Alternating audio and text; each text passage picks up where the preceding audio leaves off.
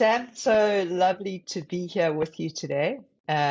We are part of the Journeys to Inspire Women in STEM, which is part of the Alliance Group, and it's a very exciting group, and also just a really formidable sort of group of women that have come together in order to really drive the conversation around women in leadership positions, females' journey in this sort of STEM space. And so I'm really excited to be speaking with you today in particular to hear more about your story. So with that being said, Sam, maybe just lovely to have a quick introduction about yourself, who you are, your business, and let's hear more from you. Looking forward to the discussion. Yeah, thanks. Thanks, Sean. I'm really excited to be here with you as well, to be able to have this conversation and be part of the Journeys to Inspire team. Samantha Singh. I am the founder of a company called Fluid Intellect. It's been an interesting journey for me. It's my 20th year in information technology, which kind of gives my age away as well, which is fine. And yes, it's been a journey of ups, downs, both good and bad. But looking back, I wouldn't, I have no regrets. I'm still enjoying the journey, unraveling, Lovely. learning, and just, just going about it and just immersing myself and enjoying this journey. Lovely. So as we go through the conversation with you today, Sam, we're just going to delve a little bit deeper into, how did you arrive at where you are? What are some of the, some of the challenges that you've had to overcome in in your journey in order to be where you are now? And just exploring a little bit, like if you could send a message to people on similar journeys, women in similar journeys, what are some of the things that you would advise? I want to explore with you some of the things that, what are some of the defining moments? What are some of the qualities and the attributes that you've had to cultivate, that you've had to bring to the table as you've had to have various breakthroughs in an industry where, diversity, women in business, women coming into leadership, women expressing their power has been a journey across decades and lifetimes for many of us. So really excited to hear your perspective, to hear your wisdom as we journey through the next while. I know that when we were initially sort of just touch base and we were preparing for the conversation, you've got a few pieces of paper behind you, and I was really intrigued as you were sharing with me around Fluid Intellect and how that came into inception and how it came into being, and I was just completely inspired at the time with that story. So maybe just share with us a little bit more around Fluid Intellect. How did it come into inception? You're the brainchild behind it, so yeah, and tell us more about the papers behind you. Sure, thanks, Sean. So as I said, the journey started many years ago, and I started out as a software developer in IT, and then moved into architecture and information security. And I've navigated a lot of different domains in information technology. Yeah, and I've tried to be, and I think I've been fortunate to have found myself on a growth path, not just a static career path that said you start as a software developer, you end as a software developer. But I think as I navigated my career, I came across different titles and different job roles. And whenever it piqued my interest, I tried pursuing some of those avenues. And that is how I eventually made my way out of development into architecture, and then, started in my interest in information security peaked even more. And at this point in time, it's data, big data, data management that I'm completely immersed in. But somewhere along the line, I started feeling like there was just something a little bit bigger speaking to me. I took two steps back and looked at my career and asked, what is it that I actually want to do with my future and with my career? Where's all of this, leading to? And as much as there were, certain titles and certain roles that could have been pursued to see something achieve this or achieve that, the more I looked at it, the less I was feeling it, even though at a point in time I thought I need to pursue a chief something role. Uh, and there was this voice inside of me that just kept speaking to me. And I think it was around 2019. I came home from work and I was at a point in my career where I just was not sure anymore, where's this going? I still love what I do. I'm still passionate about technology. I'm never going to stop learning. I'm never going to leave this industry. I'm not even going to be bullied out of it. It's exactly where is all of this going? And one day I just came home, walked through the door, put my bags down. I pulled out my chart paper and I stuck it up on my wall with press stick. And I just started drawing. I was like, what is the value I'd like to give back to the world with all of this knowledge and experience that I've accumulated? And that's the messy piece of paper that you see behind me. And it might not be clear, you might not be um, legible right now because it's had a couple of accidents as the years have gone by. It's been falling down, I've been rolling over it with my chair. But I kind of drew out this vision of an entity. And if you have to, take a closer look, not sure if you could zone in, it's actually torn and it's the writing's withered away. It just has X. It's a box that says X, and then it has these arrows breaking out of it that speaks about the different areas of that I would like to dabble in. And I drew it out on my wall in 2019, and since then I kept it up here. And like I said, it's been falling down and it's been folded up. And then I was like, where's my paper? And bringing it back up and sticking it back on my wall. Um, and then eventually around 2020, I decided to register a company called Fluid Intellect. And I decided this is what I'm going to do with my career going forward. I'm going to try and, kind of craft my own path going forward. And I listened to the voice inside me and exactly what is it that I want to do and how I want this company to be structured and molded and based on what values, and I said, okay, let's get Fluid Intellect registered. And we started working on the branding, and I put a lot of thinking into it. And there's every single aspect of, from the colors to the font to the icons, that spoke to so much of what I want this to be in the world. It needs to be colorful. It needs to be a place where you're creative, but you also find some happiness, etc. And that was how it came about. And what we do at Fluid Intellect was largely centered around the work that I did at the time, which was consulting in the architecture space. But my passion has always been software development. So eventually we built up a team that's focusing on software development. And information security is also a big passion of mine. And as the years, have passed, each year, we've started a new structure. Well, the first one was just the consulting, second was the software development team.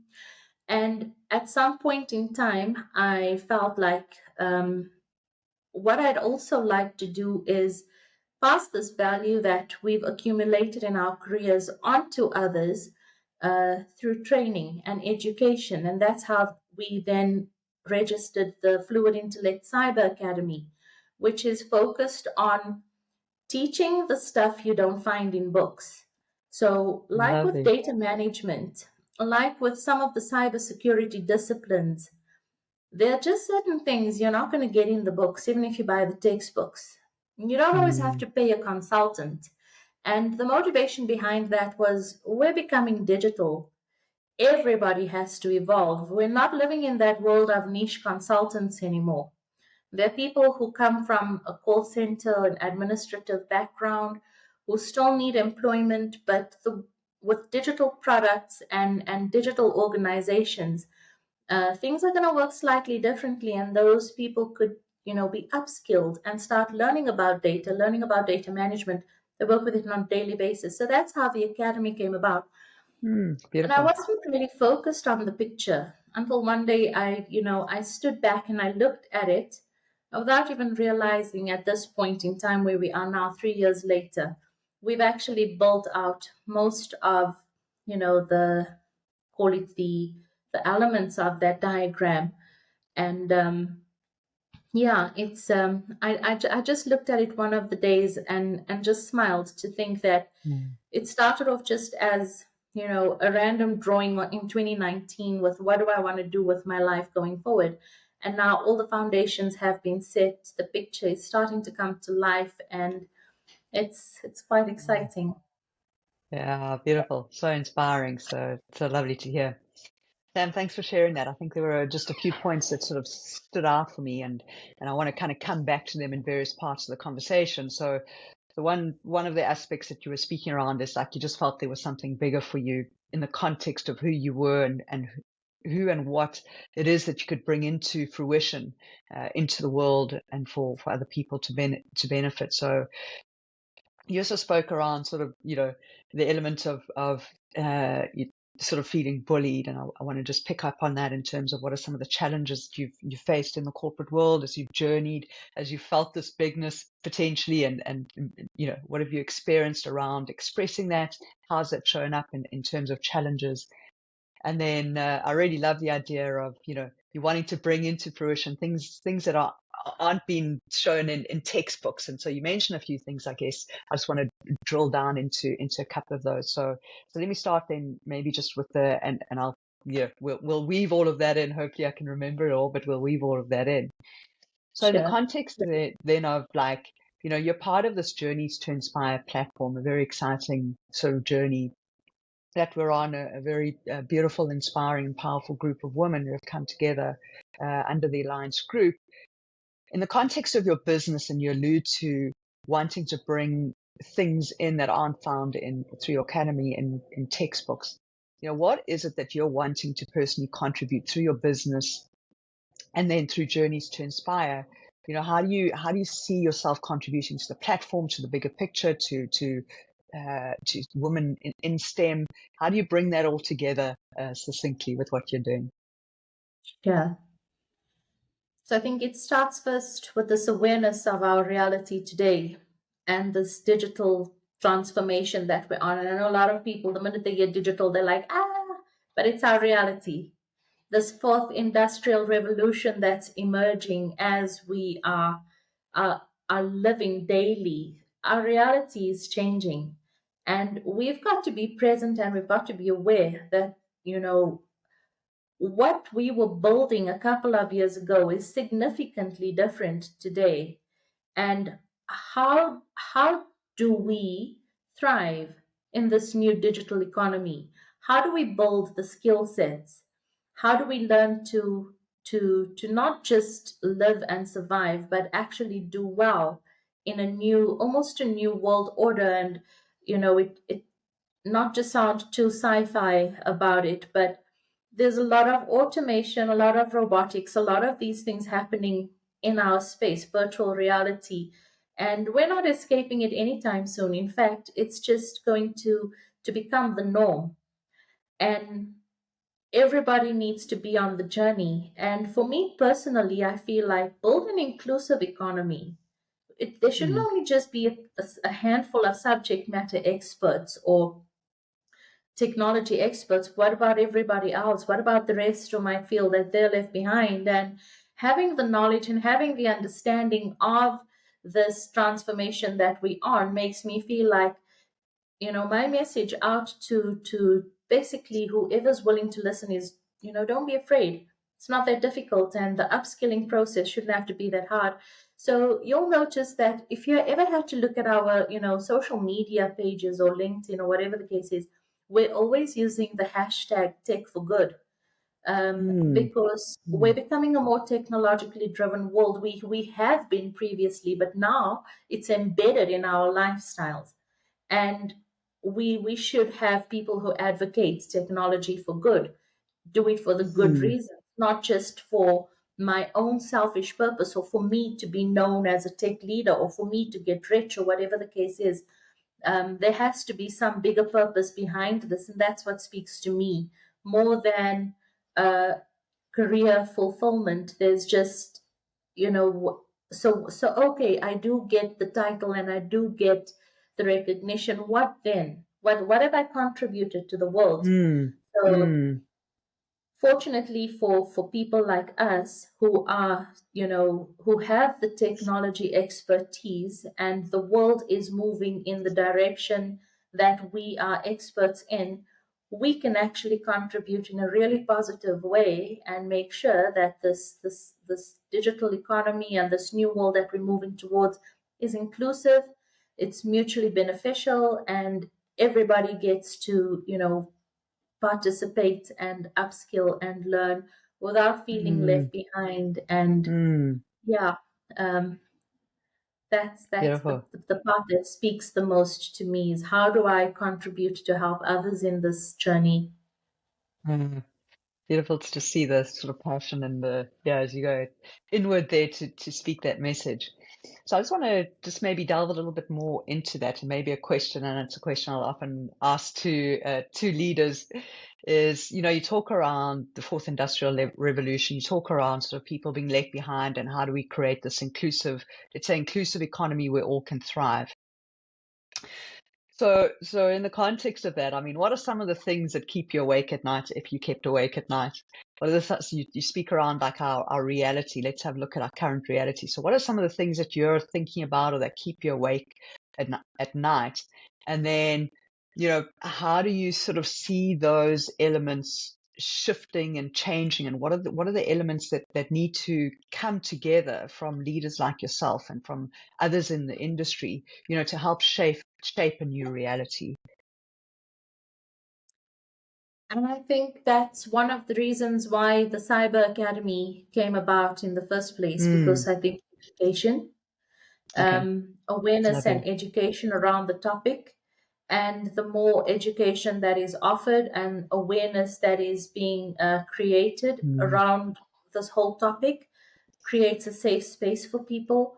Not everybody understands what drives robotic process automation, and that it's just, Mm. data in the background. People might just see it as, my job is gone. I don't have Yeah. a job Okay. anymore. But Okay. for me, what I was like is like, don't be scared. Learn the Mm. process, learn what it's about, and to try and create this safe space for everybody to feel like it's okay, and be excited about the future and own it, Mm. and not be owned by it. Because my Beautiful. personal opinion is that the technology cannot own us. Our fears of the new technology will hold some of us back, and opportunists would potentially see that and capitalize on that, and that would create the divide even further. That's me going a little bit deeper into my Well, thought. lovely. Well, I'm Yeah, I'm curious. Of course, I'm curious around that deeply. And you mentioned fear, and so for me personally, I mean, I'm very involved in the Web3 space, metaverse, yes, AI, and the more I engage in it, it can definitely have that kind of fear factor where I'm going, geez, like, how do we navigate this? It's, but yet yeah. at the heart of it is really human ingenuity, right? So you talk around the fear. So, yeah, just, and you mentioned around owning your power and, getting excited about the future. So let's hear a little bit more about you. It's so beautiful to hear about your business, but what are the things that you would share with an audience? I mean, Journeys to Inspire is also really about inspiring, women leaders, women coming through the ranks, youngsters, people at school, people coming through university to really come through the ranks and they are the leaders of the future. And how do we really shift this narrative into being excited where there is a fear of job loss, and where is technology taking us? So owning your power, you are a success story. You've done exceptionally well. Stepped into a very brave space, running your own business, launching the academy. And I know, there's some other exciting things on the horizon for you. But tell us a little bit about that, owning your power, and what did that mean for you, and what does that look like for you as a woman coming through the ranks, and maybe just help us understand that in the inclusive, diverse journey that you personally have experienced. Yeah, what I've experienced in the industry. When I was a software developer, I was a girl developer, and the team were Sorry, guys. a gold or a girl developer, a female Girl, developer. girl developer, yeah, Yeah. female developer, and the rest Mm. of the team were all guys. So when I looked at the components that the guys were developing versus what they would give me to develop, it would be like, let's give Sam that small piece so that she doesn't break our code, And it's like, don't Oh, let Sam check the code in. Give it to me. I'll check it in for you. And so I, Sam, is this like a trusting, because you're a female, actually trusting your capability, your ability yeah, to yeah. do I great was things? never prepared to accept that, that I'm not being given the benefit of the doubt, or, and I had to fight really hard. And I remember this one time in my career, Sean, where none of my other team members knew how to code an XML web service. I was the only one who knew how to do that. And we were building these web services it was actually for one of the big banks. I was working for a smaller consulting company. And the bank requested an XML web service to be built between the bank and the dealerships. And when we had a meeting, our team leader said, "Well, who has the knowledge of this?" And then I was like, this little mouse putting my hand up, like, me, I know how to Wow. do it. And everybody was like, "You, how do you know?" And I was like, "Well, I do," and I managed to do it. And those were like the small bits and pieces that helped me to build courage over the years, because I did know, and I did. I built that web service for the bank, and they used it and they implemented it. It went live and it was a success. But even though that's just a small example, it continued throughout my career, and I felt um, sometimes it's bullying because you're female, and it's been a male dominated industry. Those are dynamics that we can't deny. It just exists. It always has. And we are starting to see a slight change, but I guess it takes time. But sometimes I think it's also being bullied when being a female, but also being a skilled female, it's just not right. Maybe sometimes people are not comfortable with that. And Hmm. I wrote a blog on my website. It's a really cool blog. It's called "Your Woman Act Accordingly," and the story behind this blog was about a headhunter calling me to be the chief architect at one of it's a state-owned enterprise. I'm playing it safe here without mentioning company names, But basically, it was going to enter into a leadership role amongst other leaders, and I was like, okay, cool. I'll pursue this because the salary was like, whoa, it's like that's a lot. So I was like, okay, let's go for it. Let's do this interview process. I'm keen to see what comes out of this one. And when she called me the next day, and she's like, great, you're going to go for the interview, but please, you've got to understand that you're going to be in the presence of a lot of really strong uh, male tech leaders. So, please understand that you are the woman in the room, so you need to act accordingly. And I was like, what? What does that mean? Act accordingly. Like, should I go in there and curtsy? Like, hi. I couldn't make sense of it. Mm. Like, what does she mean? And I figured out, okay, this is where this is going, and I was like, thanks, but no thanks. We're not moving forward. Just like, but why? Because you're the candidate, and I was like, I'm just not going forward. I'm not interested. I'm sure they could find a really suitable, strong male tech for this role, or whatever it is you're looking for, you'll find that, but it's just not going to be me. And it prompted me to actually write that article that said, how many people would be comfortable with it? It's like, sure, I'm going to land soft. It's going to be a cushy job for me. So yeah, those are some of the journeys that pushed me to be true to myself. Just be true to me. The industry might not welcome Sam as a female. The industry might not want to acknowledge Sam as a technologist, but does that define me? And my answer was a resounding no. Um, Lovely.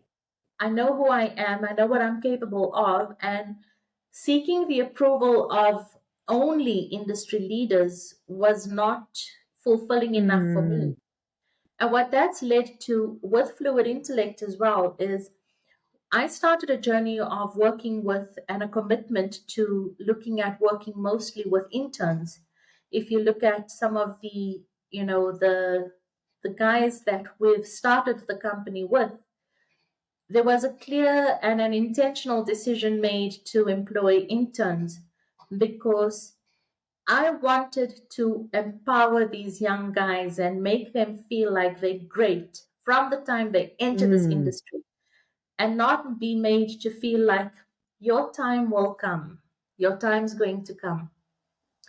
With the Mm. stuff they do in gaming and the stuff they do on their mobile devices, they could show a lot of our leaders, what the youth call flames. I've learned this new thing where if they're doing cool stuff, they're showing you flames. So I'm being kept young by these interns because they use vocab and language that I've never heard before, but I'm enjoying it, so it's fine. But and we work really closely with the China University of Technology, where they've got this work integrated learning program, and we've partnered with them to bring interns on board to work in the software development environment, where we give them exposure to technologies that they haven't used in university yet. It's been so richly rewarding and fulfilling, and to be able to work with the youth and empower them and make them feel good and push them to build up their skill sets, been really awesome. So yeah, that's one of the best journeys for me so far. Yeah, really, really beautiful and empowering, and love what you're doing with the it's Swanee, right? Is that correct? Yes, Yeah. Chani, I could be saying it wrong. Swanee University of Yes. Technology. Yeah. Yeah.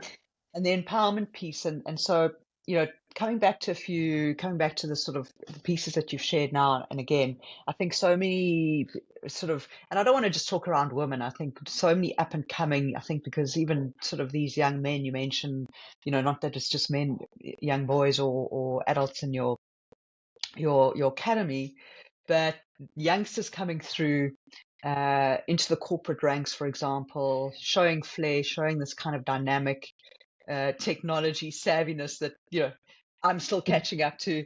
And Yeah. again, being in the sort of crypto metaverse space, I understand the new words, like you got to flex your NFT. It's like, Yeah. huh? What is that?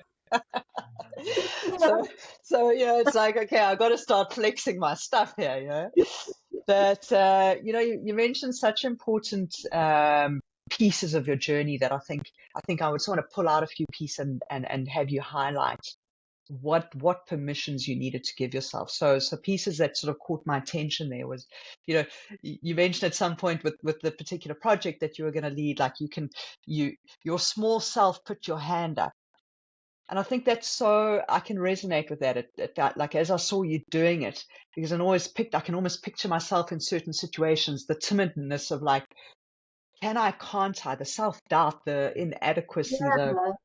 the feelings at that leadership table that I personally have felt over years and years that I've had to overcome as the small Sean put her hand up, so that really Yeah. resonated with me. The unconscious biasness of like, can we give this to you? Are you capable? And all of that Mm. starts to play on the psyche of whether or not we're actually able to, you know, to accomplish great and big things.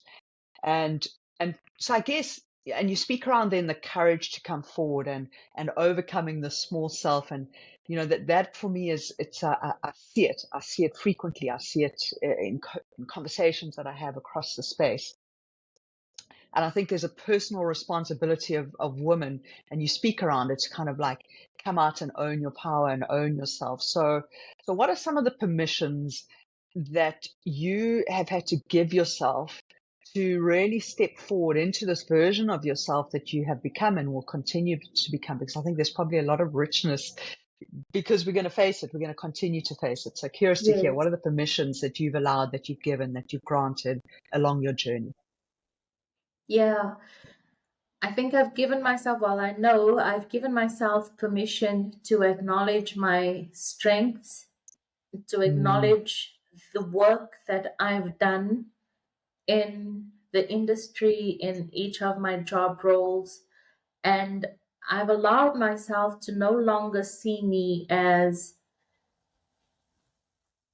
what is the best word to use? It's not insignificant, but no longer see myself mm, as subordinate. And mm, that's not only in the managerial sense, but just in the technology space. There are titles and there are leaders in this space, but just because you're not holding a certain title doesn't mean that you're not really great at what you do. So I've allowed myself to acknowledge my skill, acknowledge my expertise, and not be afraid to speak about it. I used to run to leaders previously. I used to run to leaders to speak for me. And mm, I've had some really great leaders that I've worked with, who the choice was theirs. Are you going to advocate Sam or not? And I would be sitting patiently. Is this person going to give me an opportunity? What is this person going to say? I submitted my career and my future to the hands of another individual. And now I've given myself permission to take that back and walk my own journey. And I've given myself permission to fail. I'm okay with failing. I'm okay if the road is rugged. I'm okay with it. If I'm going to get hurt along the way, that's fine as well. But I'm owning it now, and it's me now. I'm no longer waiting on person A or person B, uh, if they're going to help me with this. What's happened because of this almost, change in perspective or change in life is that I now have certain leaders volunteering. Hey, Sam, we want to be part of your picture. Hey, Sam, we want to help you. Obviously, they're like, oh, yeah, thank you. Come along, like, please do. I really appreciate that. Thank you. Instead of me going and being like, this is what I can do. Will you please try and help me? And believing that I'm not capable of doing it myself. That person can. So those are some of the things that I've also given myself permission to be down sometimes, to feel sad about my journey not being easy, and not always trying to be strong, because we feel when you're female you mustn't show weakness, you mustn't show mm, emotion, you mustn't show that you're struggling. You you always have to be going at it because you have to be seen as a strong leader. Now I've given myself permission to not always be so strong. In fact, I've given myself permission to be more empathetic and to actually feel the emotions, because it's called being human. I don't mind doing that anymore. In doing that, I'm able to identify the people I work with, I'm able to look at these students as people and feel what they're feeling and know how to be able to help them. Because there were times people didn't see me as a human. It was like, Wow. get the job done. So, Mm, yeah, a lot that had to be mm, unlearned, I think. Had to unlearn a mm. lot. I've watched leaders, whether it's in the technology space or just business in general, when we work in a company, even though you're in IT, you see other leaders as well. And you watch how they behave and you think this is you turn somebody into a role model. You're like, I really like the way this person conducts themselves, and I'm gonna be like that. That's how you get things done. As you grow up and you start coming into your own, you start realizing, I don't actually want to be that way, because doing that means offending others, tramping on other people's toes, putting others down just so that you could potentially move up. But it's a personal decision, and it took time for me, and a lot of time, a lot of reflection and introspection and time by myself Beautiful. to really know what it is that I want to who it is that I want to become. Mm. It's so amazing. So I just want to kind of summarize a few of the key points there that I've heard that I've sort of taken out from that conversation. And I think what's so inspiring is you didn't leave it to someone else. Like you took part of the journey of owning your power and becoming a successful self sits and resides within you through the Yes. attributes of introspection, of self-awareness, of personal development, and your own realization. I guess if I had to summarize, and I was speaking about it the other day, in fact, just in a journey that I was on and speaking about it to an audience, and I was speaking around where is it that you undermine yourself? Where is it that you disown your own power? Where do you deny yourself? And so as you speak through some of the permissions and your empowerment, self-empowerment journey around actually, you know, I'm going to see the magnificence of who I am. I'm not going to be this submissive. I'm going to kind of grow into the internal success must match the external success. And I think that's an important message uh, Yes. to be giving our young, up and coming, and just any age. In fact, women, I'm still learning it myself, but it's such an important and critical message. It's like it sounds to me like you became this version of yourself. You grew into this version. It was more the beingness that started coming into fruition. And dropping the external need to please, the external need for validation, the external need for approval and Yes. and that is just such a critical journey that's not found in books, you know, that you Yes. speak around. So I don't know, Yes. is there anything else? Does anything else kind of spring to mind as I kind of reflect that back to you? No, 100% spot on. It's a journey with yourself. It's a journey with yourself. Um, I think if I had to touch lightly on something, and it's quite personal. You and I touched on it lightly when we just started speaking about spirituality Yes. and unlearning a lot of things, and somewhere along the line you start questioning things that were taught to you about the way you should be, the way you should do things. Mm, Um, and once, I started thinking outside the box and questioning almost every single thing I was taught, from religion to the way women should behave, to the way we should dress, the way we should be, to the way we should code, the way we should write our comments, whatever it was.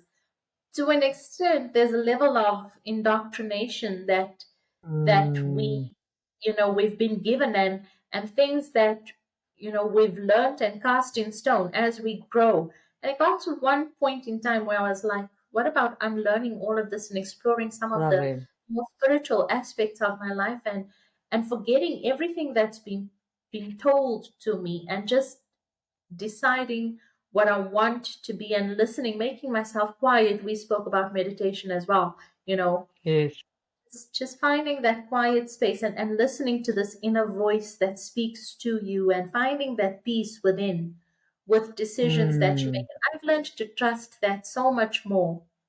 And I no longer feel the need to trust individuals as much. I've found that space where you're guided by some sort of higher power. People call it God, the universe, whatever you want to refer to it as. But this there's a good power that looks after all of us.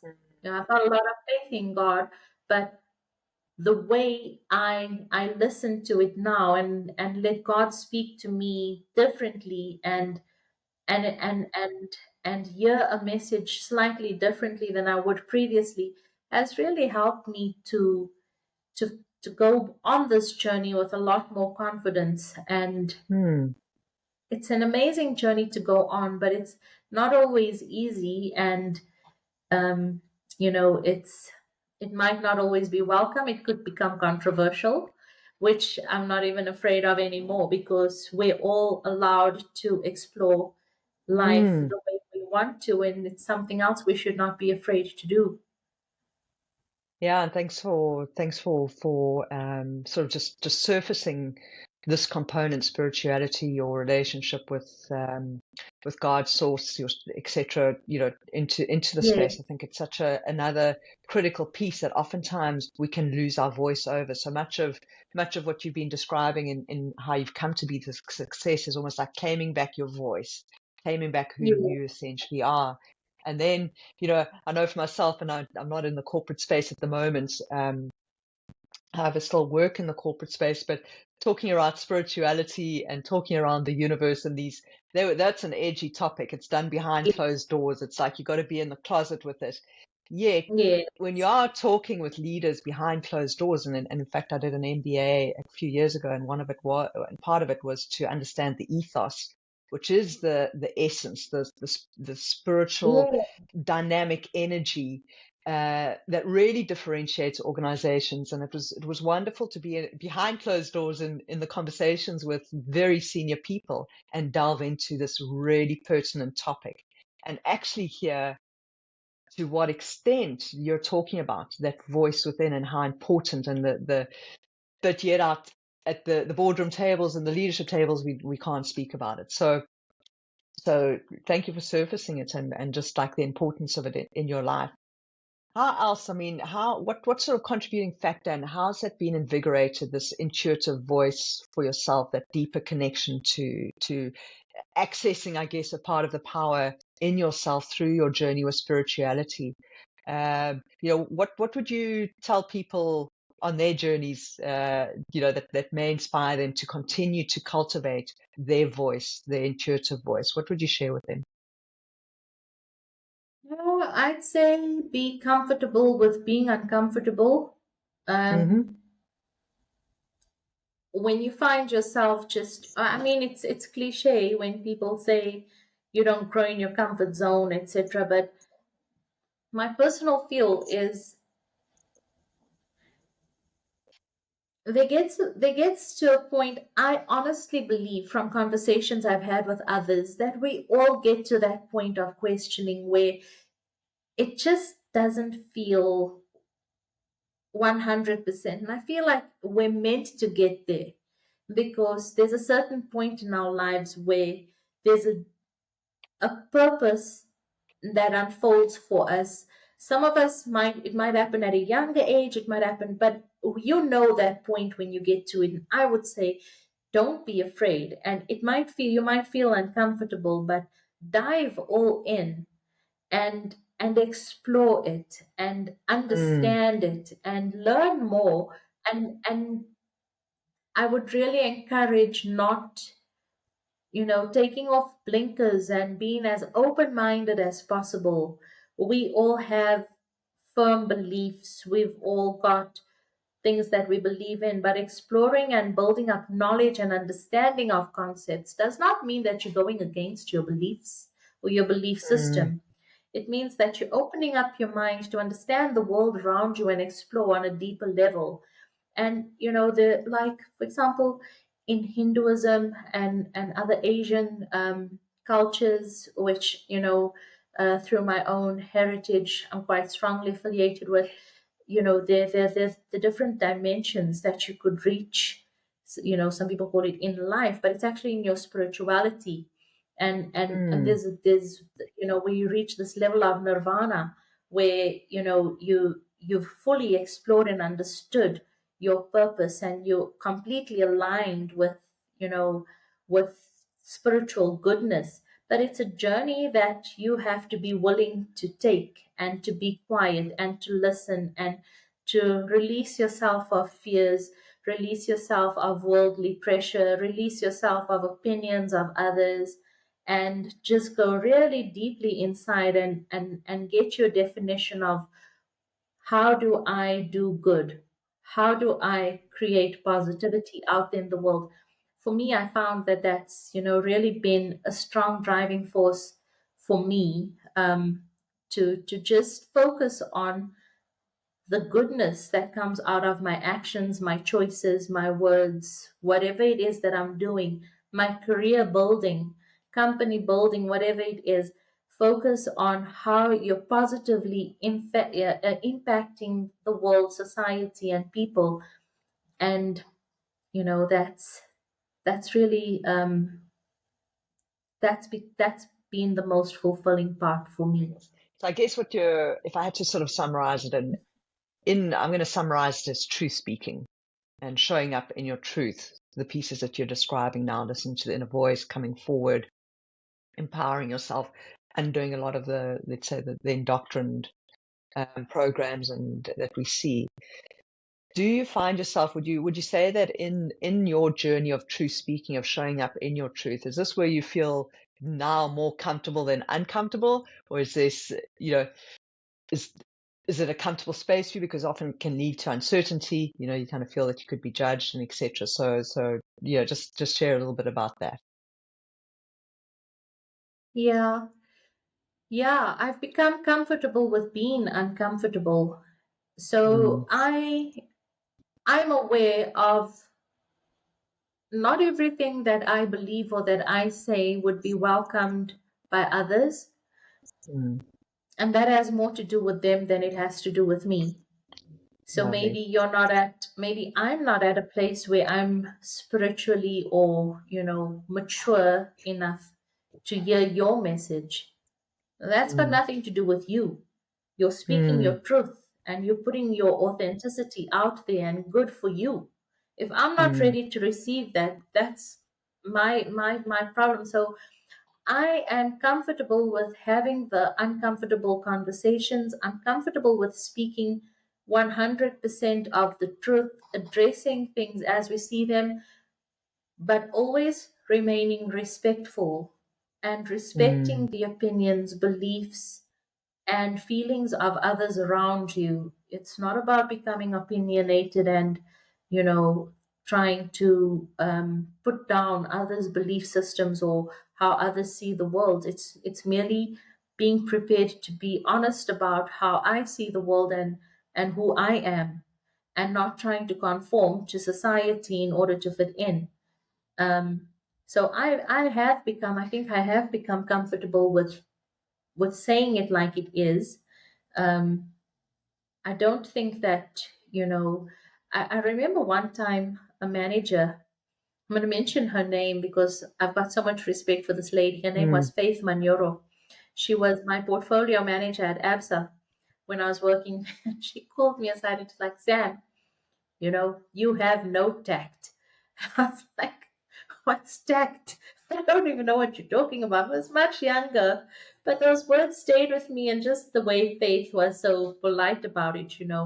And I realized that being honest and saying things as they are was always something inside of me. But now I've learned how to say things and still remain honest and authentic without offending others, and being respectful and aware of the next person's feelings and situation. So I think for me, I am, I'm in a comfortable space. Yeah, if that directly answers the question, I am in a comfortable space, but I hope it's not a comfort zone.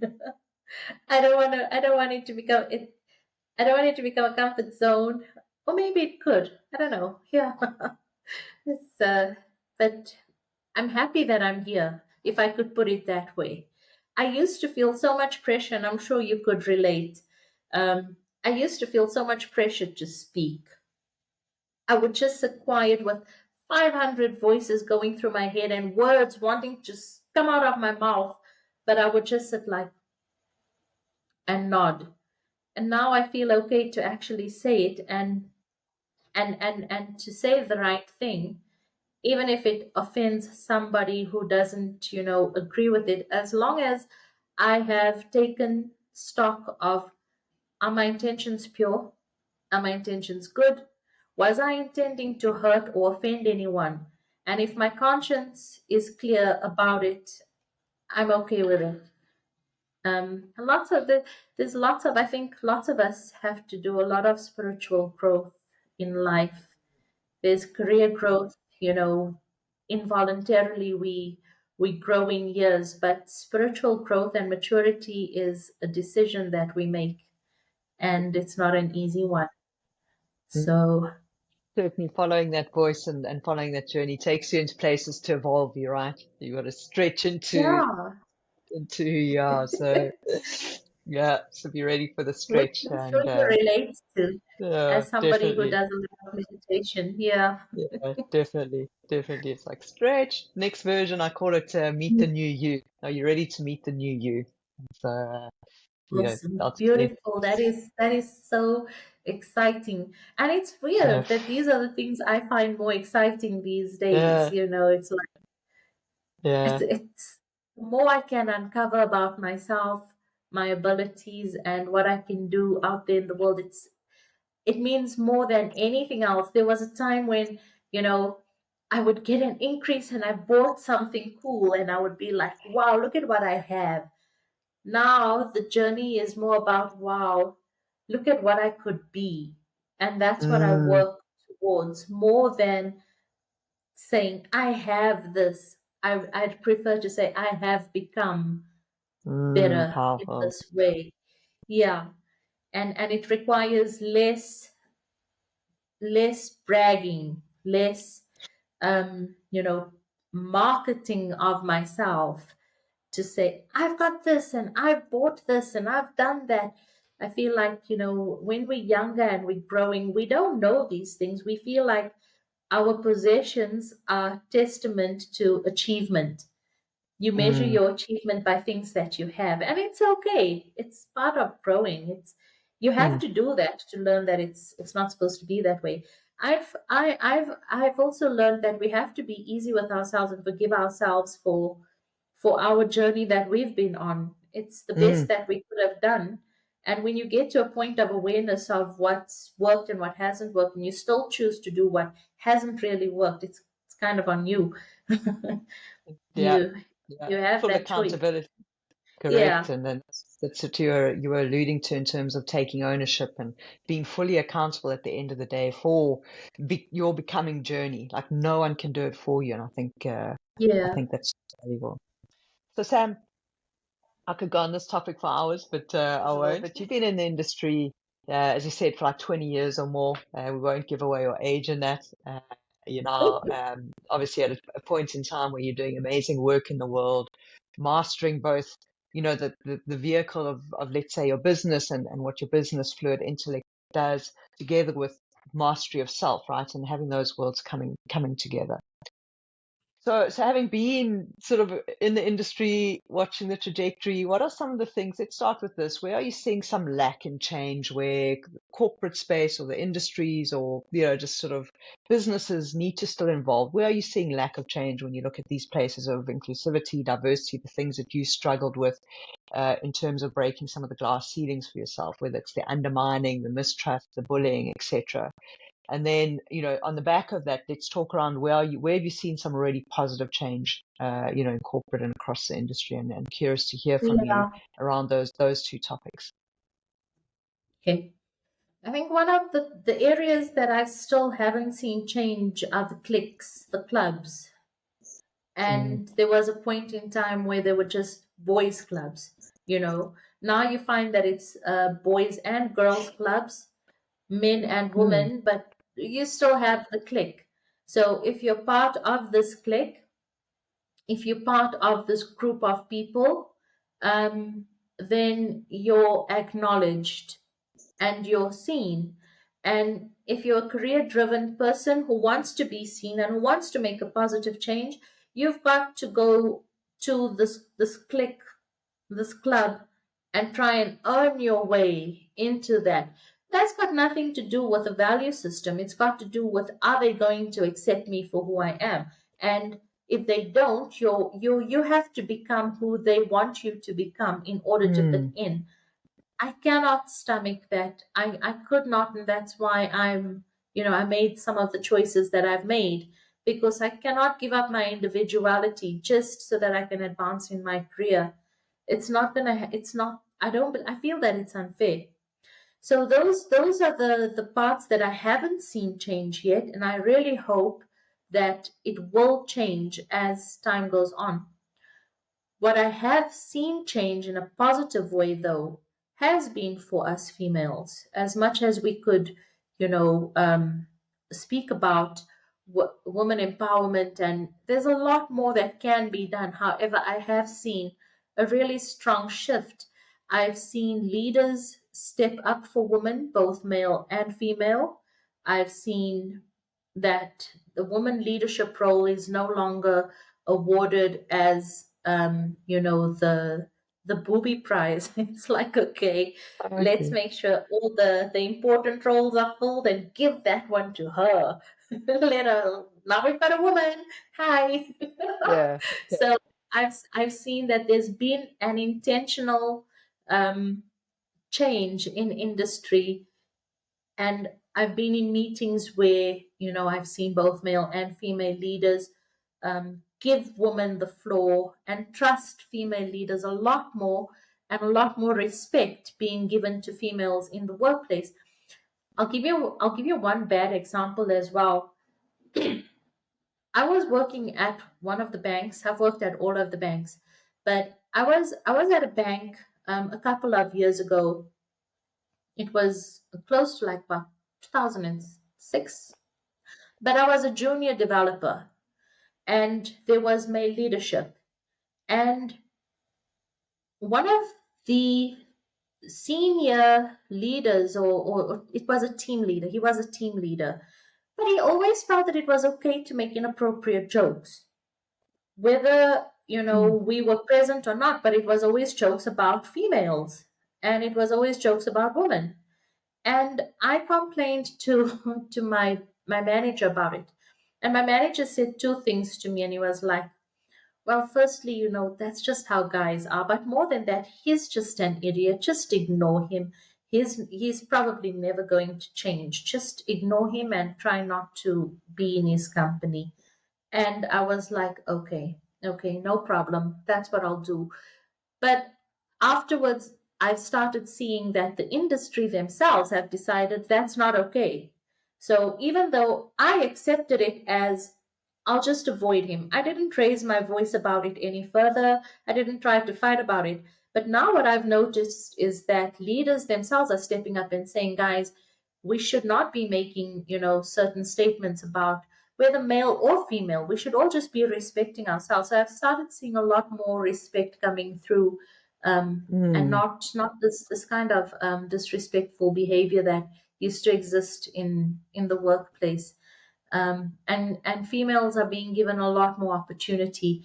It's easy for me to Mm. speak as a female because I've Mm. been Mm. in those shoes. But yeah, and I welcome it. It might be, Mm. some people might Beautiful. feel that it's slow, but it's better slow. Slow growth is better than no growth. Mm. And I mean, where would you see it sort of evolving to? Where does it now need to, to move the needle to the next level? What, in your view, is going to move the needle? As a second last question to you, we've had a lot of your time, but yeah, what's going to move the needle going forward?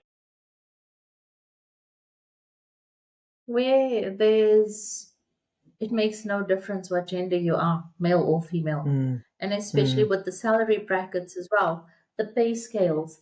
If you do research, you find that males earn slightly more than females in the same role. This is research that's out there, so we're not being biased about it. But I think It just needs to get to a point where we're all just seen as even for our contribution that we're making, not because of who we are. Um, and I think this gender bias needs to just go down the drain. There is an individual who is really good at what they do, and so they are worthy of being properly remunerated, irrespective of gender or whatever else you want to put on it. Let's just be Mm, fair about it. I think the industry needs to move in that direction across industries. Because I find IT is actually starting to become more fair. But I was reading an article not so long ago about the finance sector and the unfairness in that sector as well. So I think just in general, the world has changed. And mm, I wrote a small paragraph about it in that blog as well. It says there was a time when females were not the breadwinners. We were not the ones who got up and went to work, but that was over 1,000 years ago, maybe. I don't know how many years it's been, 100 years ago, whatever. But I mean, guys, we've evolved now. Women are breadwinners. Women, so it doesn't have to be that way anymore, where there's an imbalance. So that's what I'd really like to see changing, and right. just fairness across all dimensions. Awesome. Your current self, so you, Sam, looking back at your 25-year-old self coming out of university, about to embark on her career, uh, coming out of school and then university. What would you tell your 25-year-old version of yourself that would encourage her to, from that age, be on a journey to inspire? What advice would you give her?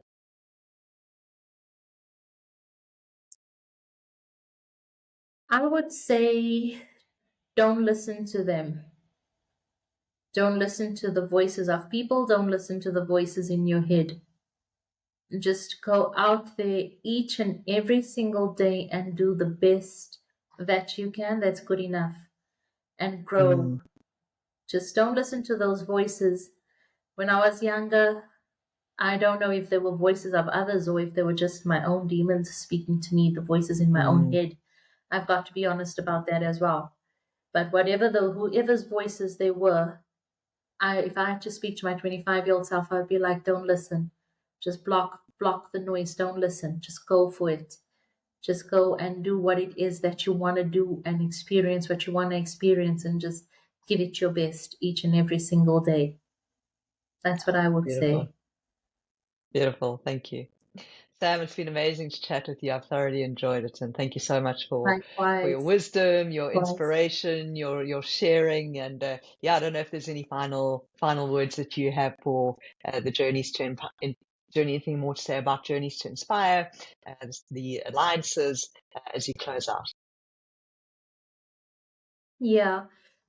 I'm really, I feel privileged. I always say it in my LinkedIn posts, but I do mean it, to be part of this platform, um, Journeys to Inspire, as well as the alliances, to be part of a platform that strongly advocates good and building up people. So yes, I'm really thrilled to be part of this, especially the Journeys to Inspire group of people who share a common value set, a value Mm, system, as I do, of being authentic and fighting the good fight and being willing to put yourself out there and be vulnerable about things that matter in the world, and going out there to make a positive difference. It's amazing. And mm, yeah, I'm really proud of everyone in this Journeys to Inspire. I love working with all of you, and I'm really inspired by everyone here, and really excited to see the difference that we potentially could make out there in the world. mm. Beautiful. Thanks, Sam. Thank you so much, Sean.